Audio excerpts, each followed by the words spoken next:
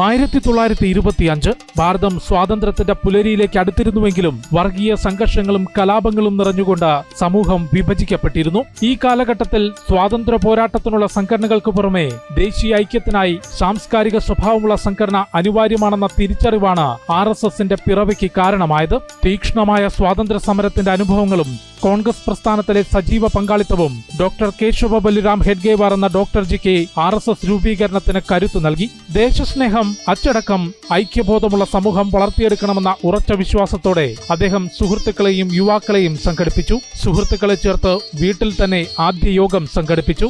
1925 വിജയദശമി ദിനത്തിൽ നാഗ്പൂരിൽ അദ്ദേഹം ഔദ്യോഗികമായി രാഷ്ട്രീയ സ്വയം സേവക് സംഘത്തെ പ്രഖ്യാപിച്ചു. ഡോക്ടർജി പറഞ്ഞ ആശയം ലളിതമായിരുന്നു. സംഘടിതമായ അച്ചടക്കമുള്ള സമൂഹമാണ് സ്വാതന്ത്ര്യത്തിന്റെയും സംസ്കാരത്തിന്റെയും ഉറച്ച കാവൽക്കാർ. മഹത്തായ നമ്മുടെ സംസ്കാരത്തെ വീണ്ടെടുത്തുകൊണ്ട് രാഷ്ട്രത്തെ പുനർനിർമ്മിക്കണമെന്നും അദ്ദേഹം ആഹ്വാനം ചെയ്തു. അതിനായി ഗ്രാമങ്ങളിലും പട്ടണങ്ങളിലും യുവാക്കളെയും വിദ്യാർത്ഥികളെയും ഒന്നിച്ചുകൂട്ടി യാത്രകൾ നടത്തി സംഘശാഖകൾ ആരംഭിച്ചു.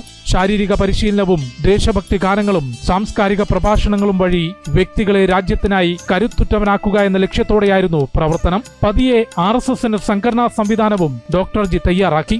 അന്ന് 1925 വിജയദശമി ദിനത്തിൽ തെളിഞ്ഞ ആ ദീപം ഇന്ന് കോടിക്കണക്കിന് സ്വയം സേവകരുടെ ജീവിതത്തിനും നമ്മുടെ രാജ്യത്തിനും പ്രകാശം നൽകുന്ന മഹത്തായ പ്രസ്ഥാനമായി മാറി.